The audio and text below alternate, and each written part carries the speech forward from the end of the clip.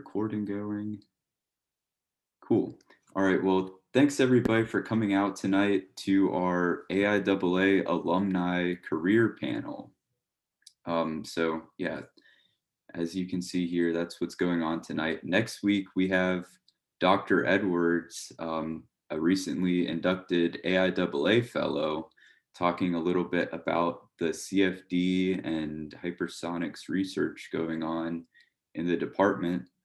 He's also our club advisor, so it'll be nice to hear from him. And then the following week, we have our classic end of semester virtual social.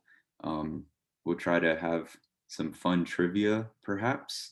And of course, the election results, we'll have them there as well. And speaking of the election, we have Wednesday is the deadline currently to submit your, I guess, application to get on the ballot. So that's coming up. And I think Josh just put the attendance in the chat. I can't see the chat, but we also have the QR code here. So be sure and scan that so you can get credit for attending. Okay. All right. Now it is time to introduce our panelists. So first, Paul, mind telling us your graduation year, maybe a little bit about your AIAA involvement, some things you're involved with at NC State, and what you're currently doing. Okay, so I graduated last May with a bachelor's in aerospace engineering.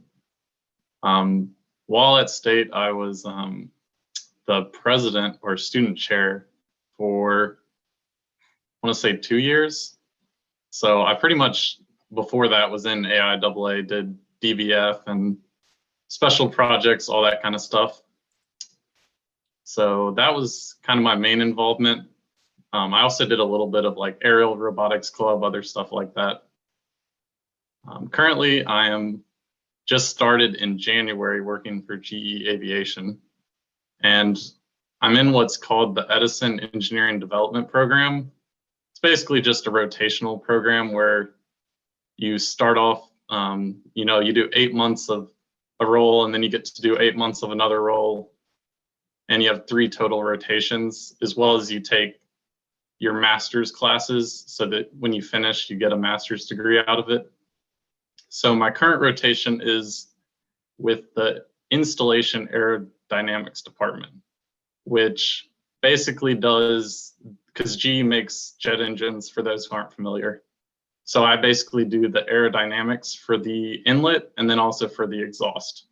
So one of our biggest projects right now is the Ariane Affinity engine, which is hoping to bring supersonic flight back. So fun fact.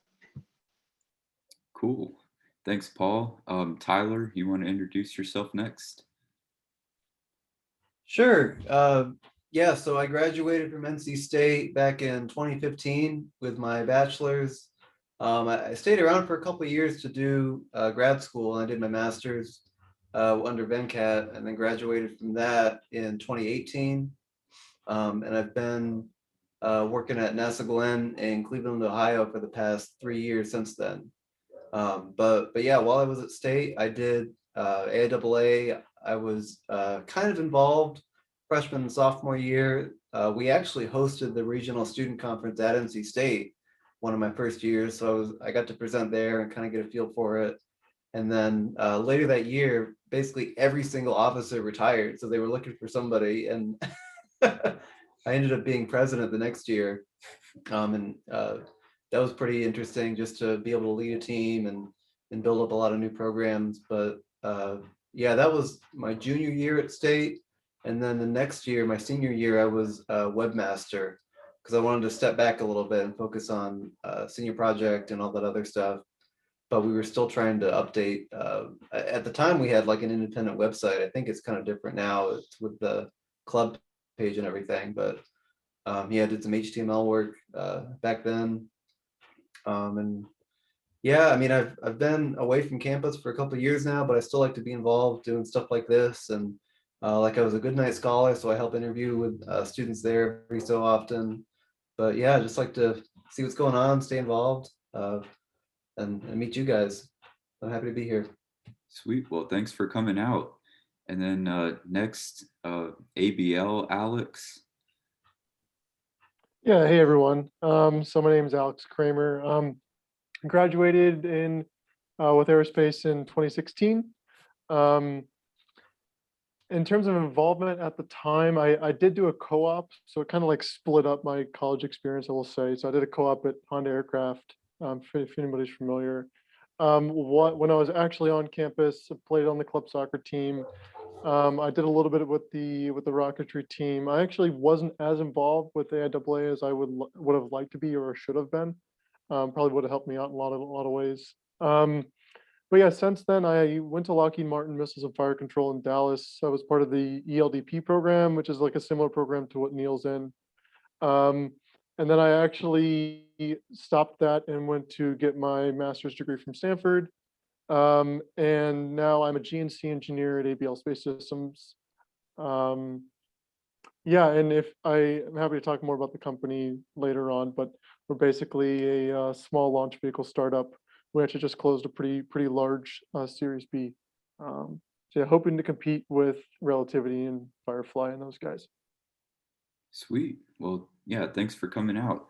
All right, next, Cole, you want to introduce yourself? Yeah, hey everybody. I'm Cole Williams. I graduated with a BS in Aero in 2019. And I think it was my last year, 2018, 2019. I was the treasurer for AIAA under Paul, which is pretty neat. Outside of that, at NC State, I also did a co-op at American Airlines as well, which nicely transitioned into my full-time role, as well as did Greek life. I was in Lambda Chi Alpha. But now I am working as a night shift support engineer for American Airlines. So, I mean, I always tell people whenever they hit an airplane with a truck or something breaks, they will call us and ask us to provide repair instructions. Or Paula, we tell them to shoot all different kinds of blind rivets into your nice, beautiful cowlings on your GENX and LEAP engines, make them look terrible, but Nice. it fixes it for now. And then in addition to that, I just this January started a Master's of Engineering Management at Texas A&M, doing that online. So that's me. Sweet. All right, next, Alex Chen from San Diego. Hey guys, I graduated NC State with my aerospace degree in 2018, and I was the president, chairperson for a little bit, and then I told Paul to do it. Not saying elections are rigged or anything.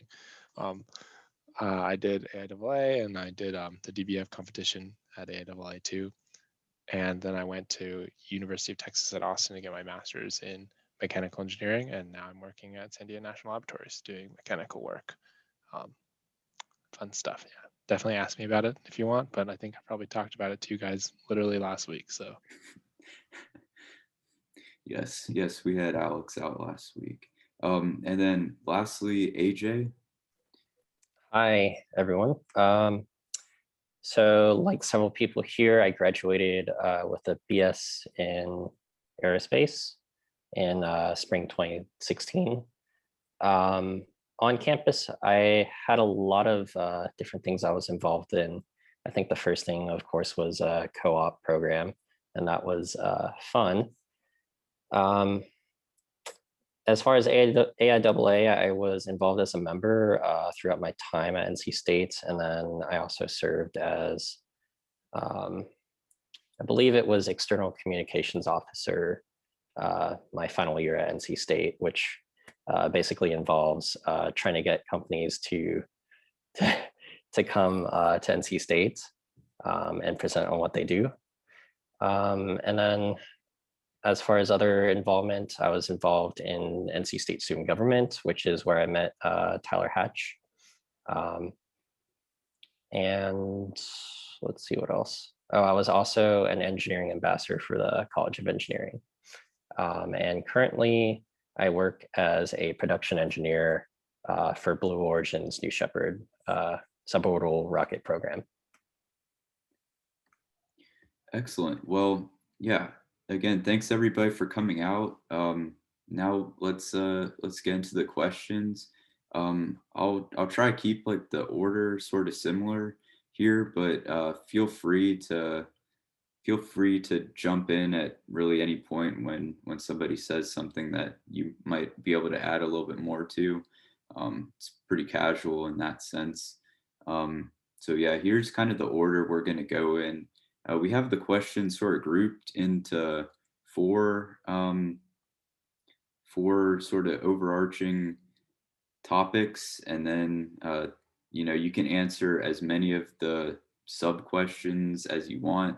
Um, you can answer all of them. You can answer one, and then we'll end with an open Q&A. And we've sent out a form in the weekly email that some people have responded to. So we'll read those questions there too. So okay, let's get started on the first group of questions. So just a little bit about your time at NC State. I know you guys sort of all said it in the introduction a little bit, but I guess we'll get a little bit more into it here. So Paul, do you want to go first? Sure. Favorite class is hard. I think a very enjoyable class I took was VSTOL aerodynamics with Dr. G, just because he's pretty chill, and it was a very interesting switch up compared to a lot of the other engineering classes. So if he ever offers that special topics, look out for it. Most valuable class, I took a computational fluid dynamics class with Dr. Edwards. And just like learning from him, even though I still understand like 10% of what he went over in that class, it's been really helpful because I've already done a lot of kind of CFD related stuff in my work. So it wasn't what I thought would be most valuable. So that's maybe a takeaway from school, is like, do diverse things, and you never know what you might end up using, because you can never predict what your job will actually be. Best thing I did for myself, I think just having a balance of social things and, rigorous courses, as well as, just time to relax by yourself, having time to get out in nature, just things to balance it out and, recover from your studies, I think is an important thing that I kind of discovered was important after wasting time away freshman year and not having any time to relax. So yeah, best achievement as an undergraduate. I don't know if anything stands out. There's like a lot of things you can, like you can pass statics, and that's pretty exciting when you make it to the real engineering classes. So yeah, that's my experience. Cool. Well, thanks for sharing. Next, we'll go to Tyler. Yeah, so there's a couple things I wanted to talk about, and I'd like to try and combine one and two. So one thing I did as an undergrad is I did undergraduate research, and that kind of started just because I took Venkat's boundary layer theory class, and I liked the material. It was something kind of new we hadn't learned before, and he's a little intense, but he makes sure you know it well. But I ended up talking to him a little bit afterwards, and that basically led into doing summer work in both of the wind tunnels, working with him, and then it basically led to a grad school project, working in the same lab. And I work with a lot of students in my current job, and I tell them all the time, like, hey, check out undergrad research. It basically gives you the same type of experience you might get at a co-op or an internship. You're not working with a company per se, and you don't really have to, you don't get to learn that same type of environment, but you do get essentially on the job training. You get to learn how to run equipment, how to do experiments, do lab work. And especially if you guys are interested in graduate school or research type of job, it's the way to go to get some experience that way. So that's one thing I usually recommend to a lot of people is hey, if you had a professor and you liked his class, go talk to him, see if you can get in the lab or help them out. You don't even need to be paid. You can do it for free just for the experiments. They love to hear that. But that was really beneficial for me to have something that I took as a class turn into like a summer job and then basically a grad school project. But yeah, so, and it's kind of funny because so my grad school project, I ended up, or let me back up. I started working in the wind tunnel, but I ended up doing my thesis on spark plug ignition and some combustion work. But I think one thing Paul was saying is you never know how your job will end up. So right now I'm actually like growing plants and tomatoes and stuff. So go figure. It's who would have thought that? But yeah, just be open to new stuff because you never know what can happen. I mean, there's a lot of transferable skills you can learn. Like one thing for me is I had a lot of issues with like the fluid flow and the fuels and different engineering things like that during grad school, and they ended up being these very common um, like mechanical or fluidic engineering terms that I just wasn't aware of at the time, but they really applied to other areas. Like if you guys know two-phase flow, that's something I had to deal with, and making sure I was getting stuff heated and boiling and condensing properly, all that kind of stuff. It's very transferable, so that's good to learn. But yeah, so best thing I did for myself, yeah, I think just being open to your professors, what classes they teach and what the research is good. Best achievement as an undergraduate, it was probably something not AIAA related. So I did a lot of work, as AJ said, with student government, and we were able to change a couple of the rules about transfer credits. This was back in, I don't know, 2014 or something, but we ended up making it easier for student veterans to have transfer classes count towards their transcript. So that was pretty cool. But yeah, I think that's all I got. Awesome. Thanks. Yeah, that's definitely a unique perspective. Okay, next we'll go to Cole. All right. I'll combine number 1 and 2, favorite and most valuable. I took MA 410, which was manufacturing, and then ended up liking it so much that I took special topics in modern manufacturing. And I think this is a lesser known class, but I just wanted to plug it really hard because there was a lot of hands-on work. We actually got to go like in the shop and like manufacture tools and learn how to use like a lathe and a drill press. But also, I know NC State, especially in Aero, focuses a lot on design, but one of the things not only you have to do is figure out how to actually make it, and then after that, repair it. And so some of the skills I learned in that class transfer to a wide swath of different jobs that you could go out and get in all different types of industries, both within and outside of Aero. So if you like manufacturing, 410 with Dr. Nagali, I loved it. I would say biggest regret, I wish I'd studied abroad. I wish they'd told us that like freshman year. So, because, you know, aerospace is pretty rigid. So I wish I'd known earlier on. And also probably I wish I had done more design, build, fly earlier, because that would have helped so much with the final like senior project in Aero, at least when we were building our rockets. So DBF would have been very helpful. I'd say best thing I did for myself, probably the co-op and 5th year. So like having that extra 5th year basically gave me one more extra semester to like spread the workload out. So if anybody's on the fence about like, oh, should I graduate early? Should I do 4.5? Don't sweat it. You'll make it, and it'll be way more laid back. And biggest achievement, I can't really think of one. I'm just gonna say crossing the finish line. That's all. Awesome. Well, thanks. Okay, next we'll go to Alex Kramer.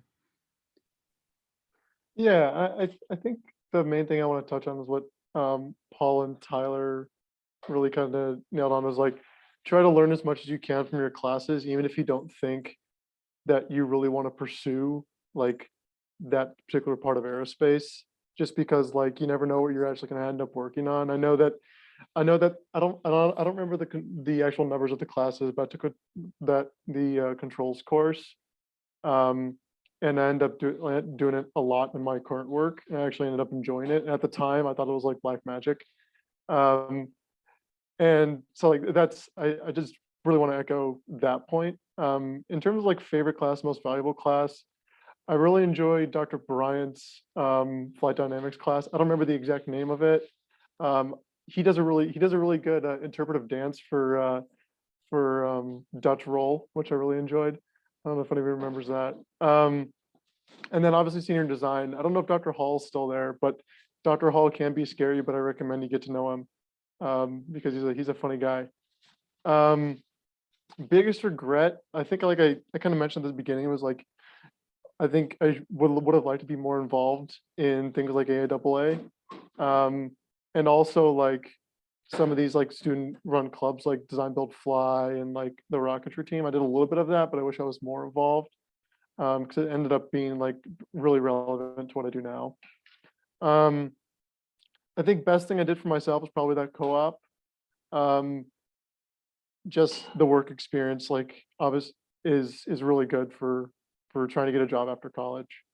And then I guess best achievement as undergrad, I was pretty proud of that senior design project. So I'm gonna count that as an achievement, even though like everyone passes, but I was pretty proud of that, pretty proud of that rocket. But yeah. Cool, thank you. Okay, next we'll go to Alex Chen. Sure, yeah, I'll say the same. Favorite class, the flight dynamics class with Dr. Dr. Buck. Oh, what was his name again? You just said it. Dr. Bryant. Yeah, Dr. Bryant, not Yeah. Dr. Buckner. Most valuable class, just probably, I can't really say all of it, I guess. Biggest regret, not taking like a linear algebra course. I know it's not in the curriculum, but that was probably one of the reasons why I dropped the aerospace master's and switched to mechanical, because I just couldn't hang like not having that linear algebra background, and we were doing like advanced controls, and I was like, no, I don't think I can do this. The best thing I did for myself, playing a lot of disc golf on the Centennial course with friends, that's definitely a good stress reliever. And best achievement as an undergrad, even though we totally messed up the first DBF competition, just bringing DBF to NC State and having it now, I think, be a senior design option. I think that's awesome. So Awesome, yeah, that's great. Okay, lastly, we'll go to AJ. Yeah, so you're going to hear a bit of repeat answers here with some twists. My favorite class, actually, there is a tie. So I'm going to answer the best thing I did for myself first, which was I think everyone else has said co-op, and that honestly was one of the better things. I was very lucky in the fact that I managed to get a co-op position started the summer after my freshman year. So basically, as soon as you could. And that led up to a really relaxed super senior year, 5th year, where I did have a full plate of classes, but I actually took more classes than required in the curriculum. So I got to explore the 400 level realm a bit more than I think most people do. And so I took a bunch of really cool classes there. And 2 of my favorites, if I can mention them, are Panko's composites class. That kind of inspired my search into grad school and my master's program. And then I also really enjoyed orbital mechanics. That was a really fun class. As far as most valuable class, this might be an unpopular opinion, but I really thought senior design was really valuable, mainly for 2 reasons. First, it's a culmination of everything you've learned since the start of undergrad, right? So you incorporate everything from you've learned from structural mechanics, materials, to controls theory, and it's very hands-on. So I really enjoyed that. But also the way that Dr. Hall, I don't know if he's still teaching the class, but the way he structured the class was You go through the preliminary and critical design review gates. So those design or review gates are actually used very much in industry.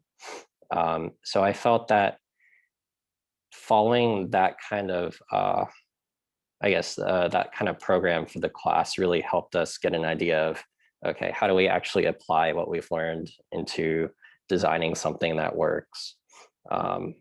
And how does this actually translate really well to industry? And I'd also say that senior design was probably my best achievement as an undergraduate, mainly because you work on it all year and you spend all of your free time doing this one project that in the end you really don't think was worth all the effort. But it was a huge sigh of relief to be able to build an airplane that actually flies and does what it's supposed to. And you designed it from scratch, with 10 of your best friends. I think my biggest regret probably comes into, I think someone said this before, but getting involved with the extracurriculars specific to MAE a bit more. I wish I did that early, such as DBF, Rocketry Club, and maybe Aero Robotics. Those are all really good programs that are really good. I guess they're good student club programs that help you get hands-on experience really early, and you can showcase that work in interviews and resumes and wherever you take yourself after undergrad. And I didn't have that experience behind me until I did senior design. So I felt like if I could go back and do it again, that's probably one of the few things I'd probably get involved in more early on. Awesome. Well, yeah, thank you everyone for your insight. And let's move on to the second group of questions, which is about what you guys are currently doing. So Paul, you want to start us off here? I don't want to put anyone on the spot, but if you want, we could do like a snake draft. That's so true. that Yeah, okay. I don't AJ, take any you good ready to go answers. again? Sorry? You ready to go again, AJ? Yeah, sure. Sorry. My audio cut out for a second. So are you prepared?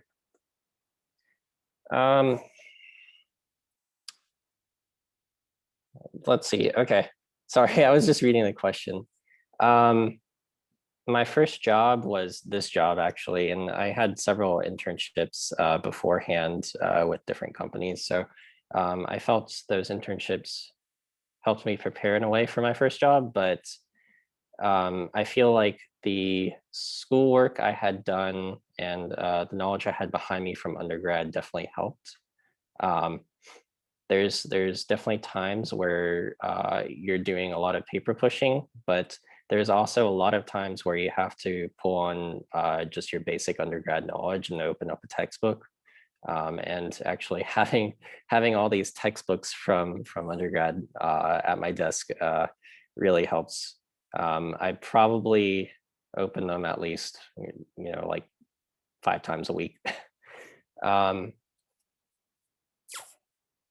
Let's see. For what is one thing that you have learned that you're not taught in school? Okay, yeah, this one's a really easy one to answer. In school, we're taught a lot of theory. I mean, it's basically, you're following the textbook and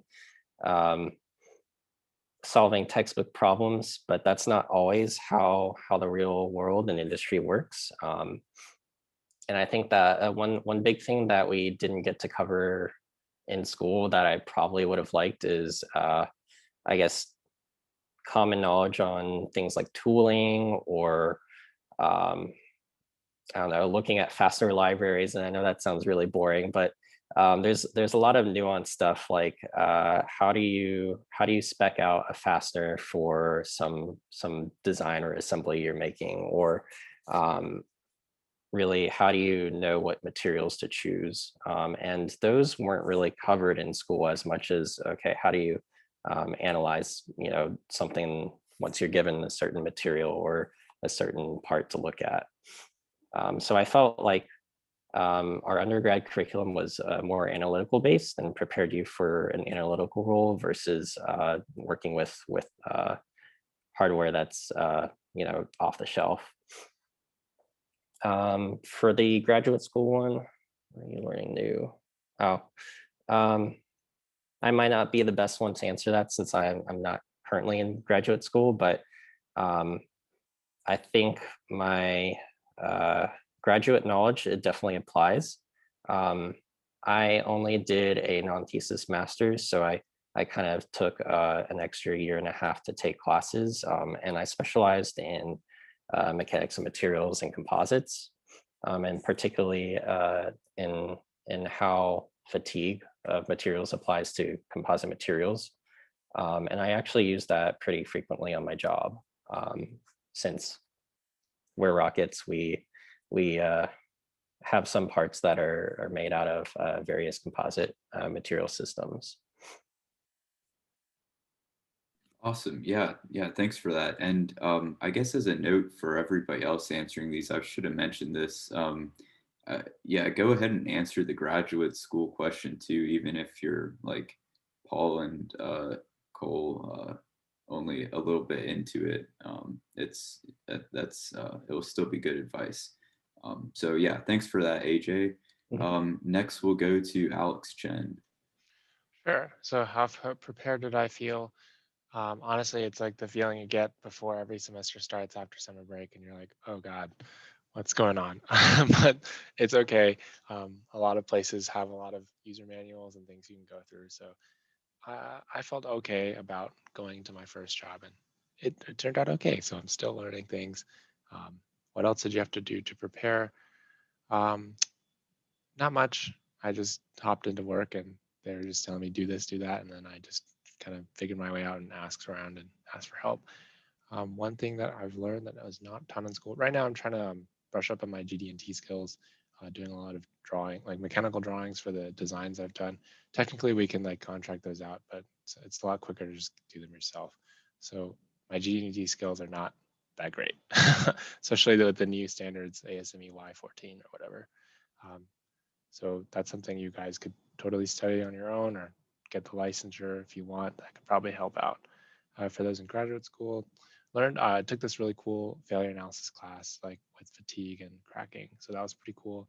But also just being able to manage my time, especially with this like more open schedule and trying to do research and finish the thesis in time was a big learning experience for me.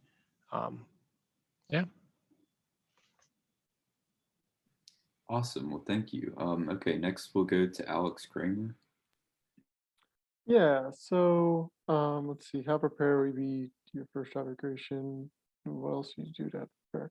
Yeah, I think for your first job after graduation, you're not truly going to be like the most prepared ever, just because like there's a lot of like nuance to have that makes a job different than being in school. So I think really the best advice and I can give from that is just like be willing to learn and be willing to mold and grow. Don't come in thinking that you know everything. And yeah, because I think everyone else has some good comments there, so I'll just leave it at that. And what's one thing you've learned that was not taught in school?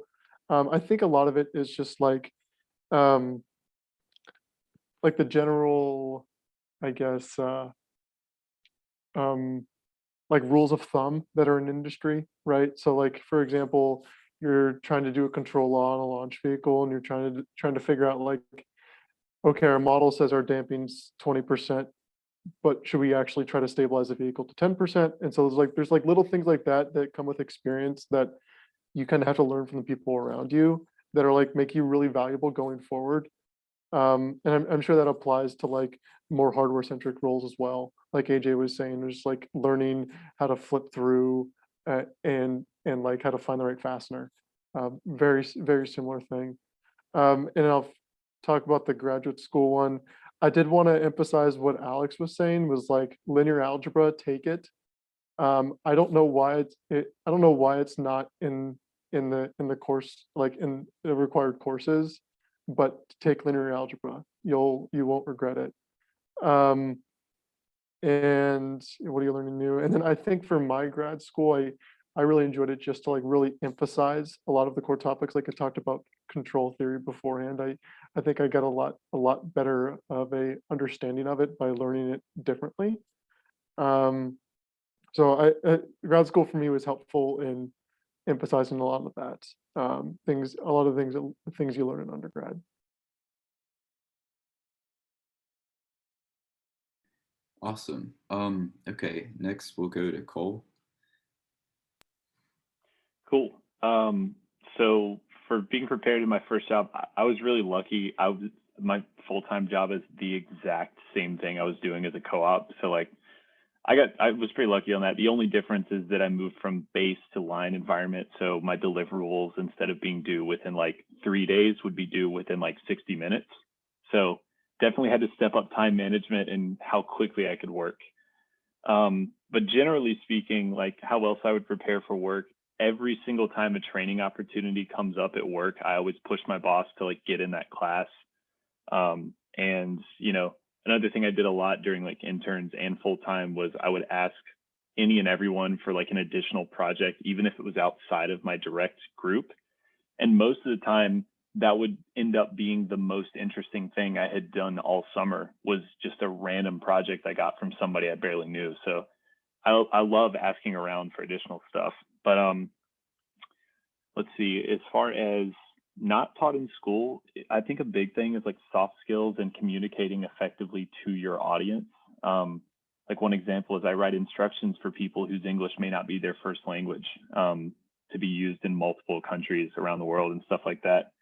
And then you also have to turn around and report to the director of engineering or something. So framing your audience is very important. And, you know, 331 was important, even though we didn't like that class. And then last thing, I mean, in grad school, I have to say the exact same thing, linear algebra, and I'm sure pretty soon statistics is also going to kill me. Would highly recommend both of those, even though I'm not in like a strictly technical master's, they still show up. So would recommend that as well. Awesome, interesting. And lastly for this group, we'll go to Paul. Yeah, so kind of going off what Cole said, skipping ahead to something I learned that's not in school, statistics is a huge thing at GE. They have this whole thing that they're kind of like the industry standard as far as what's called Lean, Six Sigma. It's used in a lot of other companies, and basically what it means is making things efficient and using statistics to do that. And so like Six Sigma comes from the normal distribution, where a sigma is standard distribution or deviation. Oh my goodness. But yeah, standard deviation, and trying, you know, to keep things in control. So, you know, as an engineer, you don't want to, you know, be designing one thing way too big and the next thing way too small. You want, you know, each thing you're designing to be the size it's supposed to be, you know, if it's a part. So that's been really interesting, learning about, you know, you don't just make decisions based off of like, oh, I feel like this is a good thing. You know, you gather some data, you do some statistics and figure out what the data tells you to do. So that's been really neat. Something you know, in school, I kind of just got through statistics. I didn't really hate it. I didn't love it. I just did it. As far as preparation goes, I felt really prepared, especially because of senior design. What AJ mentioned as far as like the steps, you know, PDR, CDR, that's definitely, you know, what I've seen at GE so far. They follow, you know, the same senior design timeline. And for some projects, it takes place in a few months. In other projects, it's 10 years between, you know, the start and the PDR, CDR kind of stuff. So senior design definitely helped, but at the end of the day, it's all about knowing how to, like Cole said, communicate, ask questions, and, learn whatever the tribal knowledge is at your work. So. Awesome. Yeah, thanks for everybody's input here. Guess we can move on to the. Hey, Brian, I didn't talk yet. Do you still want me to Oh, go? my bad. Sorry, I've skipped over You're you. good. Thanks for yeah, thanks for that. This snake order threw me off. Yeah, Tyler. Yeah, I've got kind of a different perspective. Because for me, uh, I did feel very prepared going into my first job, but that's only because I had kind of a unique experience in undergrad and then through grad school to prepare me for it. So the grad school project I worked on was an STTR, if you guys have heard of that, but it essentially means it's a government funded program, and it was pretty fast paced, and we're working with an outside company for it. And then halfway through grad school, I actually stepped away to do an internship with a small startup company, and we did SBIR grants and kind of similar stuff. And that was interesting because I really got to see a lot of different areas. I got to see like the academia side from doing my own thesis work. I got to see what it's like being at a startup company and how that goes. And then kind of through both of those, I could see what the government type researchers are doing and what their job is like. And I kind of wanted to be over in that area. I really like that type of work, and because you're kind of the guys who get to write these project ideas and send them out to industry and try and get bids on it and stuff. So I kind of got to see that, and I knew where I wanted to be. So I kind of was able to limit my job search a bit into government organizations like NASA, government labs, DoD, places like that. And that really helped kind of focus me when I was doing the job search and all those applications. And then honestly, it did take a lot of interviews. It took a couple very bad interviews and a couple good ones, and then finally broke through on the last one. But yeah, definitely lots of interview practice. If you guys need help with that, like I like to use, it's called the STAR method. So it's a situation, task, action, result, STAR. That really helps me out. And if you can get a friend to like walk you through interviews, that's always helpful as well. But yeah, I mean, it does take a lot of prep to really nail an interview. So I definitely recommend practicing those once you get in the job search. And then for the last two parts, I am working, but I'm also doing a PhD. It's part-time for now and virtual thanks to COVID. But yeah, so for one thing I learned that wasn't taught in school, I think someone else mentioned it, but just a lot of the soft skills, you really don't pick those up until you get in an office environment. And honestly, most employers and folks and coworkers don't really care like what your GPA was as much once you have the job. I mean, it's good to stand out, but once you're hired and you're doing the work, they care more about like your attitude and the work you're doing than what your GPA was a couple of years ago. So that's my advice on that. And then something new. So yeah, I'm kind of a researcher. That's kind of what I do. I'm not really as much of an engineer. I'm kind of more of a scientist now. But yeah, it's been interesting because I've really learned the difference between them, right? So engineers do a lot more of the building things. How can we figure it out? How do we make it work? Scientists do a lot more of they ask questions like why does this happen? Why are we trying to study this? What would happen if I do this to my test? And it's kind of interesting to see that perspective of it. But yeah, I really enjoy that, and I'm trying to go back to school to get more of it. I think that's everything. Yeah. Awesome. Yeah. Thank you for that. Now I guess we've covered everybody. We can go on to the AIAA impact. So also you can speak just about like it doesn't have to be AIAA. It can be another organization or another person or group of people that have like impacted you in these ways. So I guess back to the top of the order. So Paul. All right. The first place that I think AIAA really begins its impact is what you do in school. DBF I didn't mention it when I thought about school, but maybe the best thing I did, just as far as both meeting other very talented and, passionate individuals, as well as, just learning how to work on a project. And it's kind of neat because a lot of the people that I've met at work, they were on University of Michigan AIAA team or, DBF all over the country. One of my friends is he went to some school in California and did the same AIAA project. And so it's just neat how that can even help you network. And a lot of the people that have like mentored me were people I met through AIAA, people who helped connect me. Like, for instance, we had the AIAA Carolinas, I guess, president, John Blanton, Dr. John Blanton. He came and spoke one time at NC State. And little did I know, he worked at GE for like 30 years or something. And when I interned there, somebody showed me this presentation of like the history of GE, and it was written by him. And so it's just that little, connection from an AIAA meeting was how I was able to, I just sent him an email, said, hey, this is neat, I saw your name. And then he was like, oh, you're up there working? Let me connect you with such and such.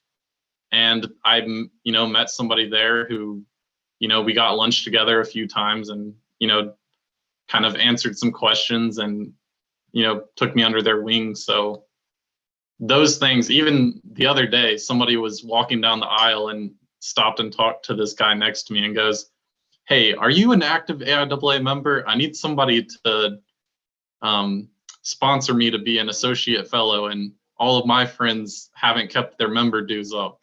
And I was just kind of laughing. I was like, that's so random, but I guess AIAA is everywhere. So that's kind of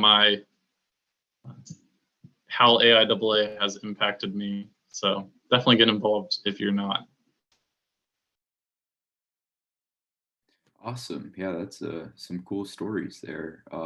Next, we'll go to Tyler.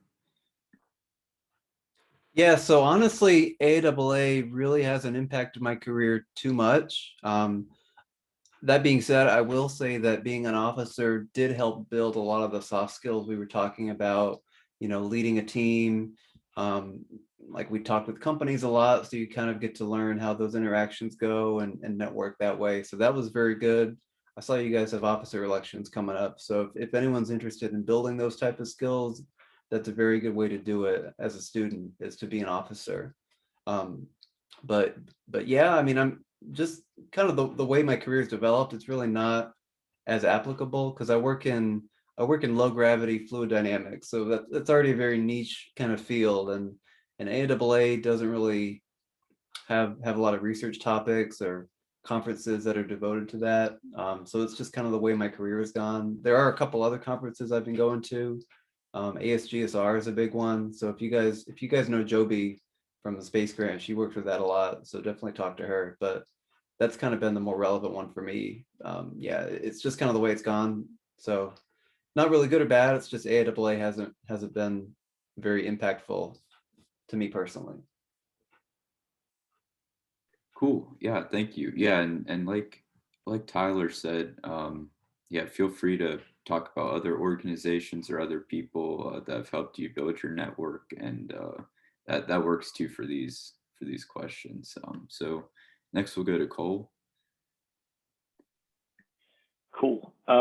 Yeah, I kind of break it into like undergrad and postgrad, but undergrad, AIAA really helps me out at the beginning with like networking with some other people in aerospace, because for the first 2 years of my undergrad, I could not leave EB3 fast enough. Every time I was in that building, I could not leave quick enough. So joining AIAA actually helped me meet a lot of other people that I still keep in touch with from NC State in Aero, which was really neat. And, got to do some common things together like DVF. And of course, being an officer was fantastic for a ton of different reasons already discussed. But post grad, I haven't been able to keep up with AIAA out here in Texas quite yet. However, they did send me some emails of some events I'd like to attend post-COVID. But one thing that's kind of taken the place a little bit of our previous meetings was I joined this group called like Gen Now at my company, which is a lot of like less than 40s within the company. But it's been really nice because they actually paired me with like a mentor, and it allows me to meet and have these like monthly discussions on different topics with people from all over the company, with whom otherwise I would just never get the chance to interact, especially since I'm on night shift. So look out for something like that, and for any way that you can meet people from those back little corners of your company, because you never know when you might need to pull on one of those fringe resources or ask a favor. Awesome. Well, thank you. And next we'll go to Alex Kramer. Yeah, I kind of wanted to touch a little bit on what Cole was talking about in terms of like networking. I think of, like I said in the past, I wasn't super involved with the AIAA. I kind of wish that I did. Um, I think I'm happy where I'm at now, but I think I kind of realized as time went on, like the importance of like growing that network.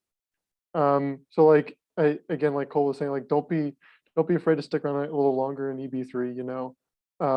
There's nothing wrong with it, and like life will go on if you don't get to go to that, I don't know, that happy hour social or something. Yeah, and I one thing I also want to say too is like even if like AIAA maybe isn't something for you, like Tyler was saying, try to get something that's extracurricular. Try to be involved in some kind of way, like DBF or like any of those other design competitions or anything like that, because that'll really help you grow, even if you're not doing AIAA specifically. But AIAA is a great way to get like kind of those social soft skills and like meet a lot of really good technical people. So Awesome. Well, thank you. That's some great advice. Next we'll go to Alex Chen. Thanks. I would definitely say during undergrad, doing AIAA definitely helped beef up those soft skills. I never would have been in any type of leadership positions and been able to help, lead a team to do a common goal. And that's something that I'm finally being able to exercise here at Sandia, just taking ownership and leadership of a project. So that's definitely a good experience to have. Also, the president of AIAA actually is a Sandian, Dr. Hassan. I think his father was the professor at NC State.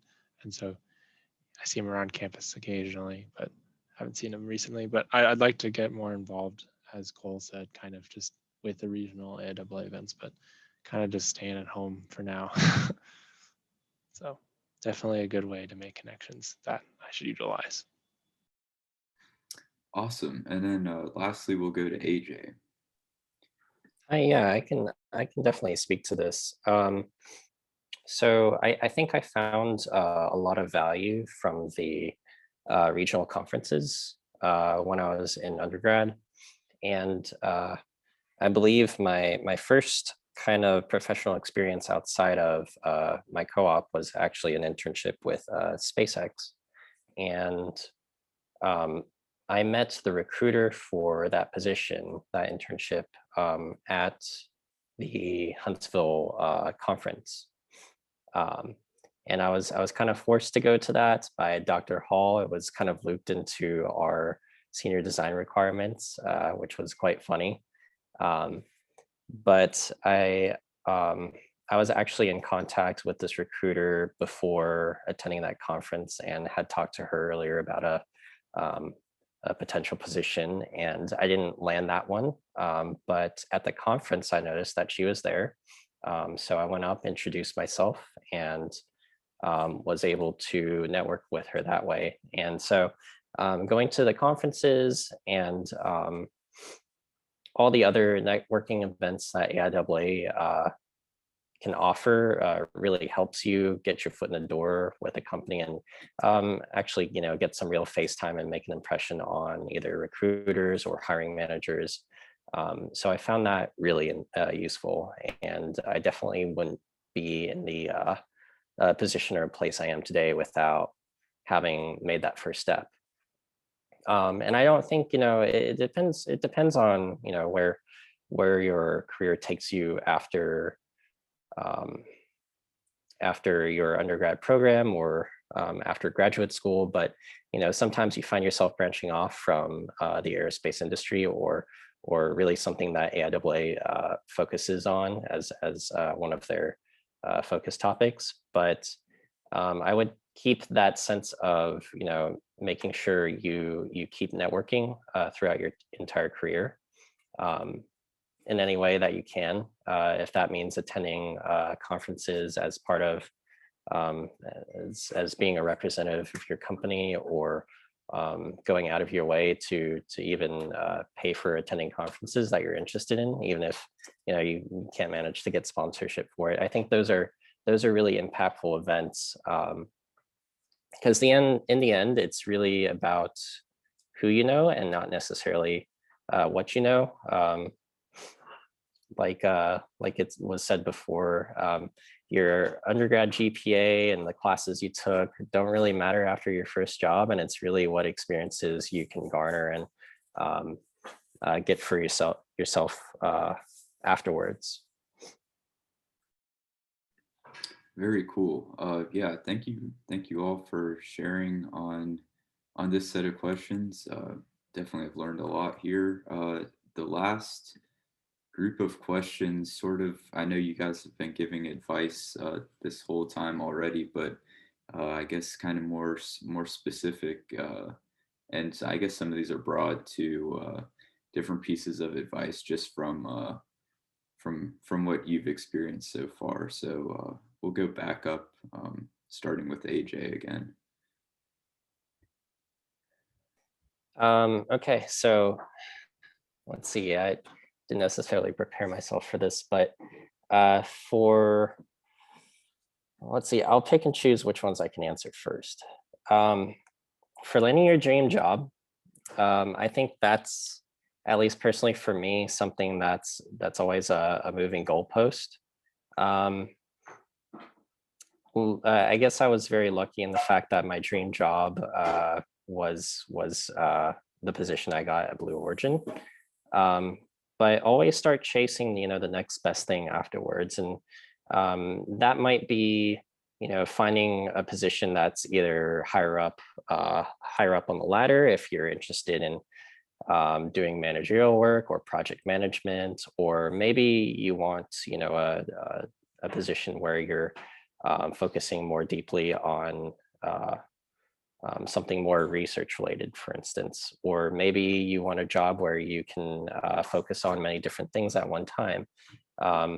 So always keep tabs on what you're truly interested in, and what the next thing is that you want to learn, because really in the first part of your career as an engineer, you should be focusing on learning as much as possible.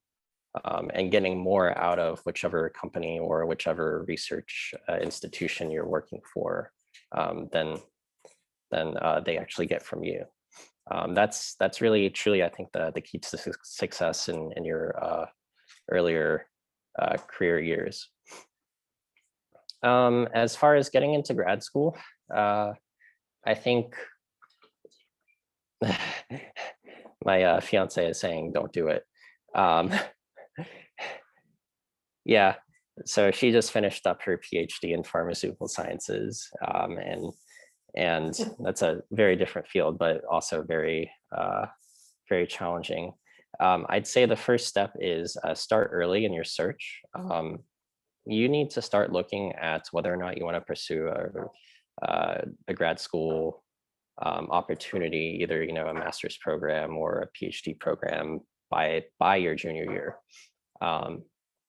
And reach out to professors, reach out to anyone that's graduated and went on to grad school, and get as much information as you can to inform yourself on, whether or not it's the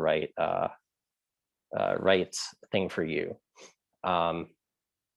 The way I found that I wanted to do grad school was I wanted to learn a lot more about structural mechanics and composites. So I was deeply interested in looking in that area, and I wanted to get more depth in that area. So that inspired my transition into grad school, but it's different for everyone else. Success in networking and building connections. I think I touched on this earlier. You just kind of have to really put yourself out there and make sure that you're getting as many opportunities as you can to network. It's really just a matter of making sure you get yourself those opportunities. I don't think there's much else to it. And then everything will just, kind of be easy from there. Success in school, I believe, really, I feel like this comes down to, at least for me, a struggle with time management and making sure you can always stay on task. School's it's no easy task, but at the same time, it's something that everyone can do. I think striving for high grades and stellar GPA is something that everyone's capable of doing, and it's just a matter of putting in the time and effort and not getting too distracted with other things. Awesome. Next we'll go to Alex Chen. I guess just don't be afraid. Just do it. Because I think some of you guys have heard this already, but I went to grad school thinking I'd do aerospace engineering, and I was just like, I saw that poster in what's the physics hall in Riddick, where there's a cat that says like, do stuff that makes you feel like uncomfortable or whatever. I was like, all right, I can do this. Like I can go to grad school and do controls. Like I've only taken one controls class, whatever, it's all good. And then I realized, yeah, I probably could do it, but I didn't want to. And I was feeling some kind of pressure from Sandia because they're the ones that were paying for the graduate degree to like do aerospace, because that's what I had interned for, like that specific group.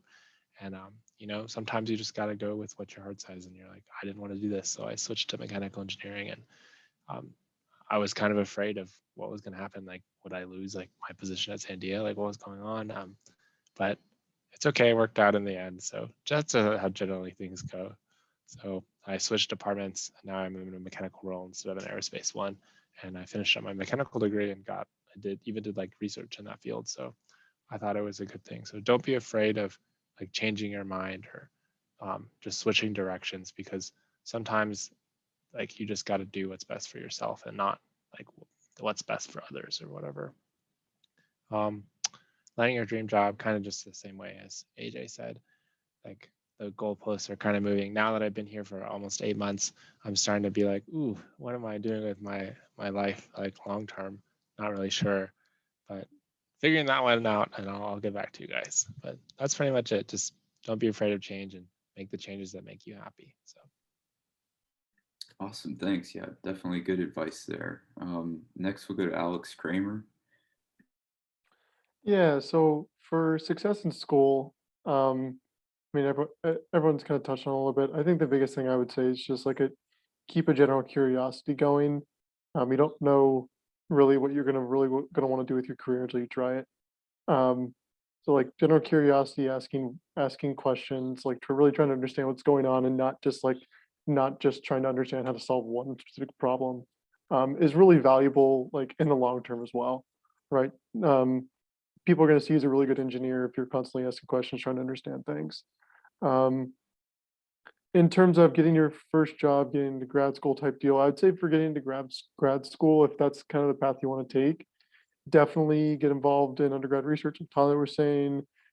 Really get to know professors as well. Don't be afraid to get to know professors. I know some of the professors are very scary. But like at the end of the day, like you're going to learn the most from them, because if they see that you're invested in learning from them, they'll take the time to help you out. In terms of landing your dream job, that's a little tough, because like a lot of times what you think your dream job is currently, if you're like a freshman or sophomore, is not what you think your dream job's going to be junior and senior year. So like I would say, like give yourself a break and like don't like stress ultimately about like I need to do X, Y, and Z to land this specific job right now because that might change. Like give yourself some time to really kind of feel out what you want to do. Once you kind of have that down, then you definitely want to pursue it, and you definitely want to think about like what does this hiring manager look for? What does this company look for? Those kind of things. Yeah. Awesome. Thank you. Next we'll go to Cole. Cool. I'll start with the bottom one, I guess, landing your dream job. It changes every single day what your dream job is. And even if you're in it right now, you got to find the next one. I love what AJ and Alex both said. But also I was going to add that there's multiple paths to the same dream job. One story I like to share is that two of my friends in textiles engineering now work for Boeing and BAE Systems in aerospace roles. And I'm like, it's kind of weird. So multiple avenues to the same place. Always got to think about that. And as far as getting your first job and getting into grad school, it's like on the grad school front, you need to always have 2 or 3 people that you could reach out to for a reference. Because I know that, as they've said, you need to, be involved with professors, especially if you want to do like a research base. But most schools will require a letter of referral. So in the back of your head, make sure you've got a couple people, both professors and maybe life references you could lean on if you needed to. And then as far as success with like networking, I think networking is a big part of it is consistency. So like, I know one thing I do is make a point to reach out to people that I've, worked with in the past or maybe went to school with in the past. One of my friends is crazy and even has a spreadsheet of like when the last time he reached out to this person. And, that's a little OCD, but the idea is genuine, is that you have to keep those relationships up over time. And then I guess finally for success in school, I don't know, everyone said really good points, but, maintain that curiosity. And, if one thing goes bad, if you have a bad test or something like that in a year, you're not going to remember it.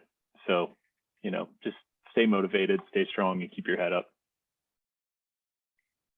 Awesome. Well, that's certainly some great advice. Next we'll go to Tyler. Yeah, so one question I get fairly often actually is people ask me how to network. So that's kind of what I wanted to talk about. And I think the best thing would be is just don't forget about your professors. So they're basically right there. They see you, I don't know, once or twice a week or whatever. And they have office hours set up, which are basically scheduled times where they're going to be there, whether it's Zoom or in person, and you can go talk to them and they're going to be there, right? So yeah, that's how I'd recommend starting there, like especially if you just want to practice your networking. You don't need to be trying to get a job, but if you just go to office hours and say, hey, I liked your class today, and I thought this one topic was pretty cool. You can even ask if they have like a research paper, if you want to read more about it, or any extra work on the side. It doesn't need to be too complicated. You don't need to do a whole project, but you can just kind of ask about what the work is. And even if you just go to office hours a couple weeks in a row and they kind of see your face, they learn who you are that way. That's kind of all networking is just seeing people often enough that they kind of recognize you, and then eventually something might come up of it.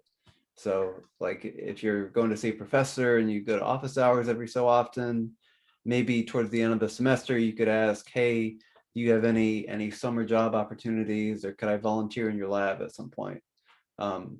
So that's one way just to open up a few doors. And who knows, your professors could have like company contacts and other collaborators they work with. They usually do, but yeah, I mean, that'd be a fairly easy way to start networking, is just find a couple professors and go talk to them. There's no pressure, it can turn into nothing, or it could turn into an awesome internship. You never know. But yeah, just don't forget about your professors. That's all I got. Awesome. Well, yeah, definitely. Thank you for that. It's some unique advice that we have heard. And lastly, for this group of questions, we'll go to Paul.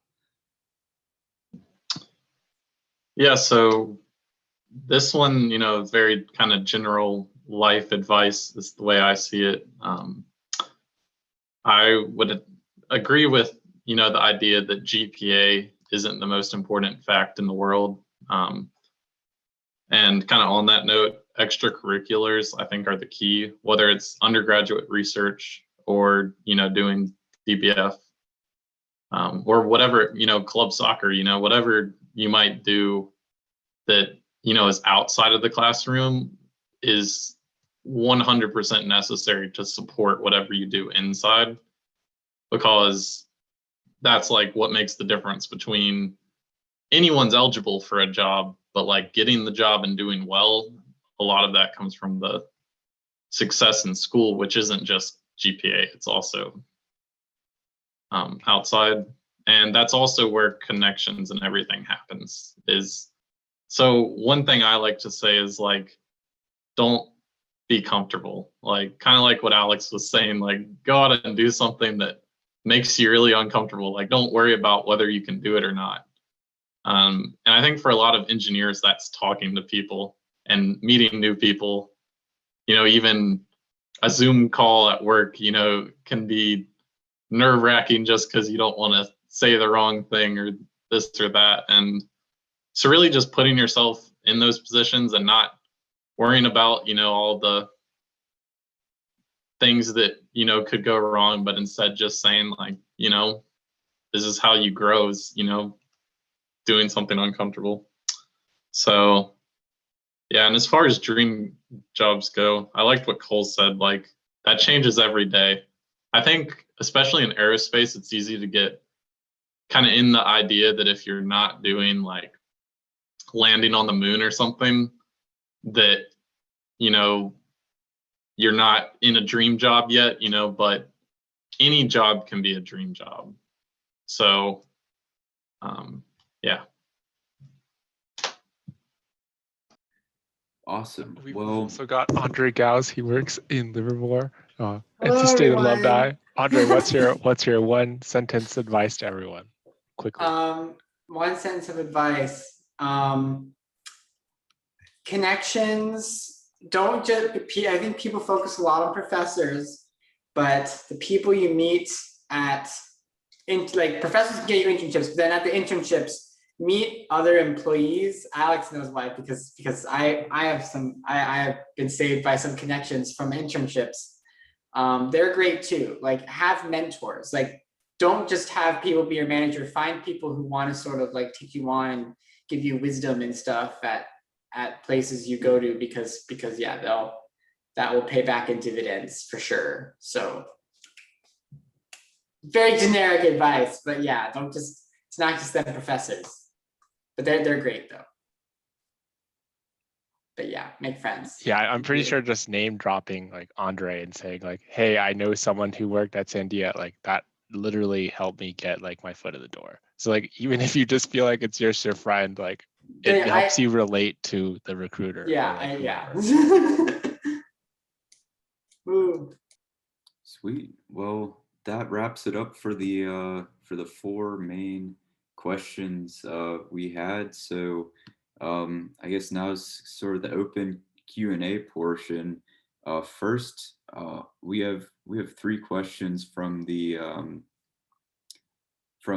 Google form we sent out. So I guess we can start with these, and feel free to just like chime in if you want for these if you have something for them. So the first one is about conferences, like professional conferences, and like which ones do you guys attend, and does your company support you in getting to them?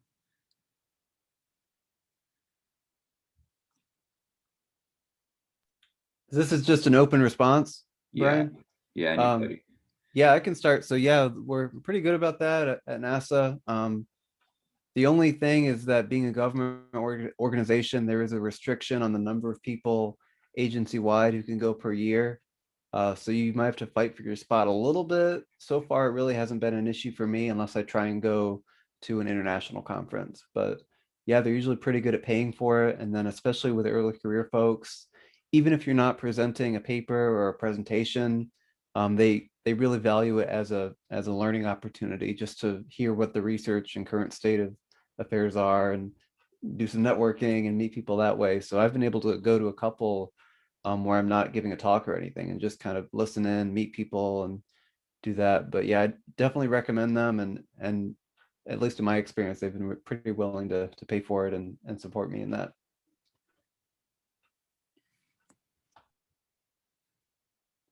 Anybody else have something for conferences? All right, let's move on to the next one.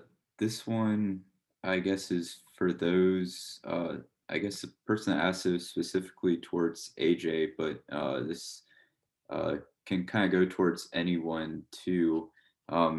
Why'd you choose non-thesis for your master's? I think you kind of touched on it, but maybe you want to explain a little bit more, and then for anybody else who wants to answer, I guess talk about thesis versus non-thesis for grad school. Yeah, I'll go ahead and answer that first, since it definitely applies to me. So there's definitely 3 paths to grad school, and that's non-thesis master's, and PhD. And I definitely didn't think I wanted to do a PhD. I wanted to get a flavor for what research was like, and what academia is like. And so my first semester at Purdue, I basically took some classes, got to know the professors there, and really ended up deciding that what I really wanted to do was just learn more in depth about a certain subject versus trying to see what academia is like. So that really led my decision. I think what would have been helpful, and I guess 2020 hindsight, is really being prepared to make that decision before I got to grad school. So knowing what program I wanted to do before actually being there, and being very straight in that path. But for me, it was really, I wanted to learn more about this certain subject that applies specifically to aerospace, and then go out into industry. I was very set on not doing anything academia for long term. That might be different for other people. Awesome, thanks. Anybody Yeah, else? I super struggled with that decision, especially because Sandy was funding the master's, and like, we don't care if you do the thesis or not, but if you stay longer, you owe us more time. So I was like, oof, I don't know, should I do this or not? But I'm glad I did, stuck around, and one of my good friends, Andre, worked on one of the same project with me, so that made it a little more bearable doing the project. So So I do have to say, yeah, with the, so I was spacing out. So if I overlap what Mr. Rackle said, I apologize, but definitely a thesis opens up different jobs. So I definitely had some interviews where it was more like research PhD type positions, and I had wiggled my way in with because I was doing a thesis, and you would present your research, and that definitely wouldn't happen if I had been doing a non-thesis master's.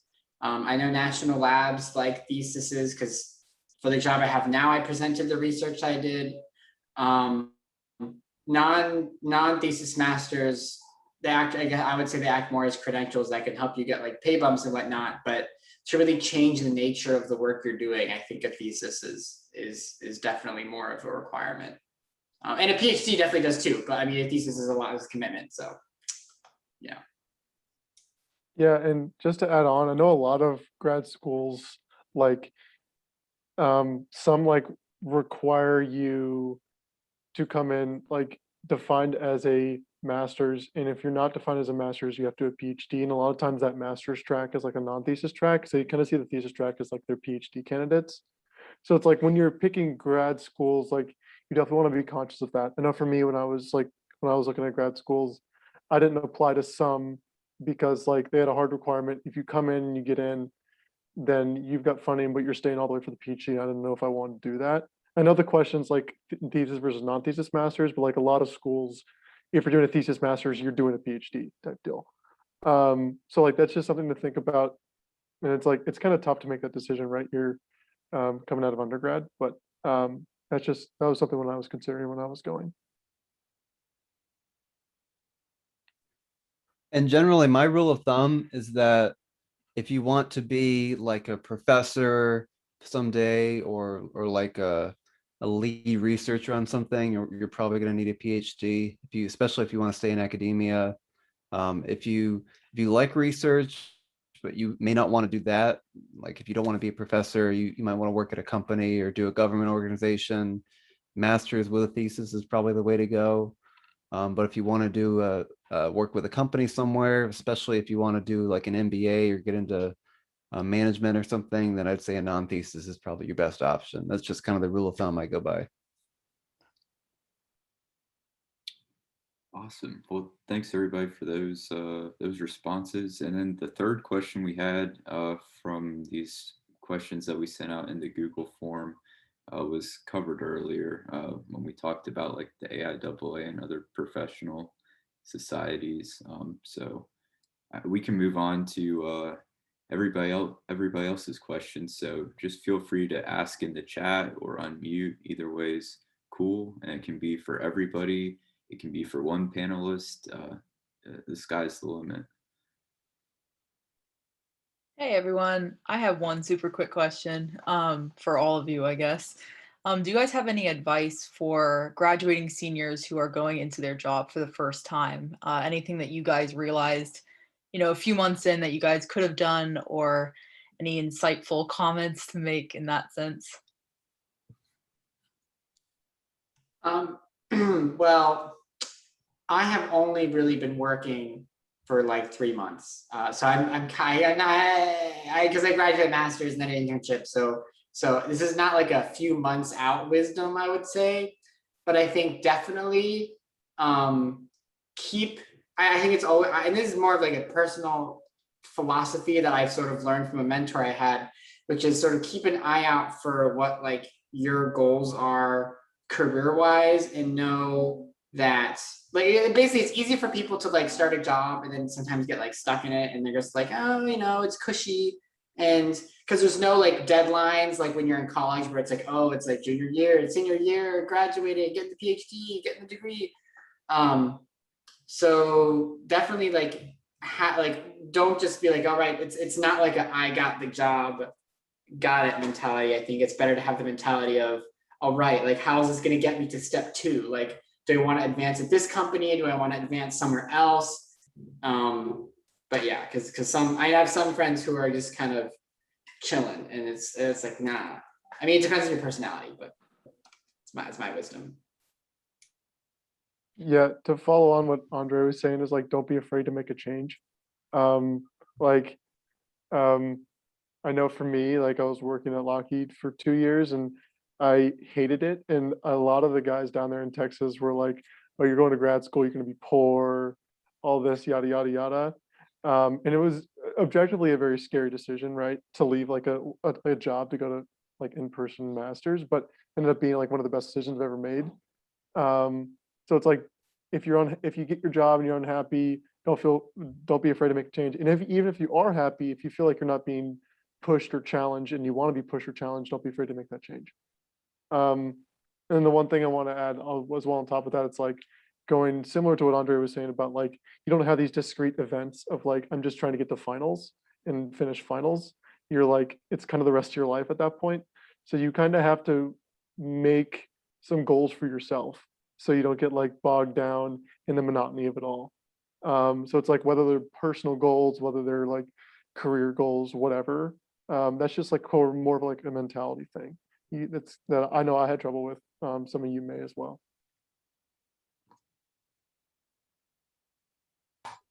And just Yeah, I speaking don't. kind of Oh. realistically, it really takes a lot of time. I mean, like NASA was my dream job and I finally got it, but then the first couple months it was like, okay, kind of shell shocked. Like, okay, now what do I do? What is my next dream? It took a while to figure it out. Plus, moving to a new town, several states away, and all that. It does take some adjustment time. So just don't freak out. Just let it take its time. You'll figure it out. It'll be cool. Yeah, just be prepared for a little bit of an adjustment, but it is nice not having to do homework on the weeknights. Yeah, I'm not going to add too much other value here in what I say. Most of what I'll say is echoing everyone else, but definitely don't get complacent in whatever position you you achieve. You know, like I said earlier, the goalpost should always move. And at least one anecdote I have is for my first year at Blue Origin, I was actually in a rotation program very similar to the EDP or ELP and the leadership programs at other legacy aerospace companies. So I didn't really have to think about too much, you know, okay, being in one position for very long. But after I was finalizing that program and looking for a final placement outside of the program, you know, I was kind of freaking out a bit, trying to figure out, okay, should I go for this role or for this one? And the advisor for this program actually sat me down and was like, you know, don't freak out too much about it. Don't make, you know, too much of a big deal, since, you know, really you should be focusing on what do you want to learn next, and, you know, what really is the next small step for you versus, okay, this is, you know, what I'm going to be doing for the rest of my life, or, you know, this choice I make is going to lock me in for doing this forever. So opportunities always open up, you know, from time to time, and just be open to whatever comes next. If, you know, something interests you later on in your career, just go for it.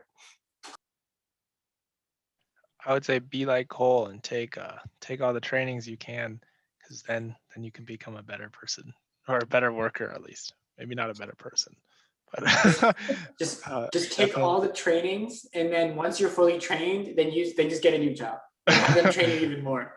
And one thing that I like to keep is I have this like Excel sheet with like trips questions that I had that I've asked coworkers, and I found that I've actually gone back and like reviewed that, and it's helped me in the future, because, you know, you take notes in your engineering notebook or whatever you have for work, and then it takes like forever to just leaf through that and find it.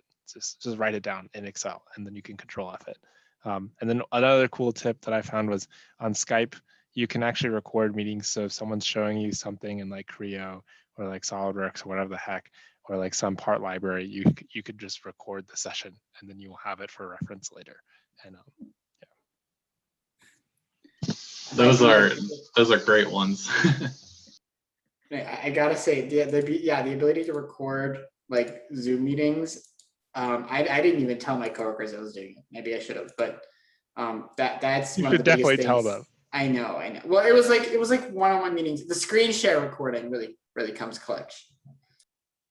I don't know what I was gonna say. Good to know. Thanks, guys. All right. Before we get to the next question, it is after 7:30, so I know that's when we're supposed to end. So for anybody that has to head out, it's quite all right. Thanks everybody for coming. We'll continue the Q&A for as long as our panelists want to stay on. But I just really quick wanted to say thanks everybody for coming out tonight. I wanted to ask Tyler, are you like